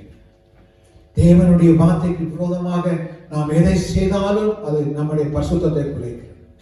அன்பு தகப்பனே, ஆசீர்வதிக்கப்பட்ட வேலைக்காக கேட்ட வார்த்தைகளை கர்த்தர் ஆசீர்வதி. உம்முடைய கருத்தில் நாங்கள் ஒப்புக் கொடுக்கிறோம். நீ பரிசுத்தராய் இருக்கிறது போல உம்முடைய அளவின்படி நாங்கள் பரிசுத்தராய் இருக்க கர்த்தர் எங்களுக்கு உதவி செய்கிறார். பாவத்தை விட்டு விலகி ஓடட்டும். எவ்வளவு பெரிய சந்தர்ப்பம் வந்திருந்தாலும் யோசேப்பு வஸ்திரங்களை விட்டு ஓடினார் என்று வேதம் சொல்லுகிறது. கர்த்தாவே, அப்படியா நம்முடைய ஜீவியம் பாவத்தை விட்டு வெளியே வர, பாவம் செய்யாமல் வாழ கர்த்தர் எங்களுக்கு உதவி செய்கிறார். இந்த சரீரம் பரிசுத்தமா இருக்கட்டும். எங்கள் கண்கள், எங்கள் எண்ணங்கள், எங்கள் நினைவுகள், எங்கள் பேச்சுகள் பரிசுத்தமா இருக்கட்டும். நாங்கள் சாப்பிடுகிற ஆகாரங்கள் உண்மையானதாய் பரிசுத்தமா இருக்கட்டும். ஆண்டவரே, நேர்மையானதாய் இருக்கட்டும். எங்கள் வாழ்க்கையை நீர் பார்க்கும் பொழுது எல்லாவற்றிலும் பரிசுத்தம் உள்ளதா இருக்க கர்த்தர் உதவி செய். குறைவுகளை மன்னியுங்க ஆண்டவரே. இன்றைக்கு சபையார் ஆண்டவரே பரிசுத்தத்தை விட்டு, இன்றைக்கு தேசம் பரிசுத்தத்தை விட்டு வேறு காரியங்களுக்கு துணிகரமா செல்லுகிறார்கள். ஆண்டவரே, எங்கள் ஜனங்களை மீண்டும் பரிசுத்தப்படுத்துகிறார். நாங்கள் பரிசுத்தத்துக்கு நேராக திரும்பி வரும்படி ஜனங்களுக்கு உதவி செய்கிறார். வருகையில காணப்படும். அதுக்கு முன்பதாக நாங்கள் மரித்தால் உங்களுடைய பகவராட்சியத்தில பங்கடையும்படி கர்த்தரை தகுதிப்படுத்துகிறார். கருத்தில் எங்களை ஒவ்வொரு ஒப்புக் கொடுக்கும். சபையாரை ஒப்புக் கொடுக்க, இதை கேட்டுக்கொண்டு ஒவ்வொரு சகோதர சகோதரிகளை ஒப்புக் கொடுக்க. எங்கேயாவது நம்முடைய ஜீவியத்தில், என்னுடைய தனிப்பட்ட வாழ்க்கையில எங்கேயாவது கரை இருக்குமாறந்தால் அதை விட்டு வெளியே வர மனம் திரும்ப கர்த்தர் உதவி செய்கிறார். நம்முடைய கருத்தில் எங்களை ஒப்புக் கொடுக்கும். பரிசுத்த ஆவியானவரை சம்பாதித்த சபையை, இயேசு கிறிஸ்துவே ரத்தம் சிந்தி மீட்டுக் கொண்ட சபையை ஆண்டவரே, பிழையான காரியங்கள் சபைக்குள்ள வராதபடி, சீசர்களை இழுத்து விடாதபடி ஆண்டவரே, நல்ல ஊழியர்களை, உண்மையான போதனைகளை போதிக்கிற மக்களை எழுப்புகிறார். ஆசீர்வாதம் நம்முடைய கருத்தில் முழுவதையும் ஒப்புக் கொடுக்கிறோம். உயிர்த்தெழுந்த இயேசு கிறிஸ்துவின் நாமத்தினால் எங்களை தாழ்த்தி உயர்த்தி இயேசுவின் நாமத்தினால ஜெபிக்கிறோம் எங்கள் நல்ல பிதாவே. கர்த்தர் தாமே உங்களை ஆசீர்வதிப்பாராக. கர்த்தருடைய கரம் உங்களை நடத்தும். தொடர்ந்து கர்த்தர்களை இருங்கள். சமணி முடிப்போம். ஆண்டவரே, என் ஆத்துமாவே கர்த்தரை ஸ்தோத்திரி, என் முழுவதும் பரிசுத்தத்தை ஸ்தோத்திரி. என் ஆத்துமாவே கர்த்தரை ஸ்தோத்திரி, அவர் செய்த சகல உபகாரங்கள் நன்மைகளை மறவார். பிதாவுடைய அன்பு, இயேசு கிறிஸ்துடைய கிருபை, பரிசுத்த ஆவியானுடைய ஐக்கியம், அந்நியம் உங்கள் அனைவரோடும் கூட இருப்பதாக.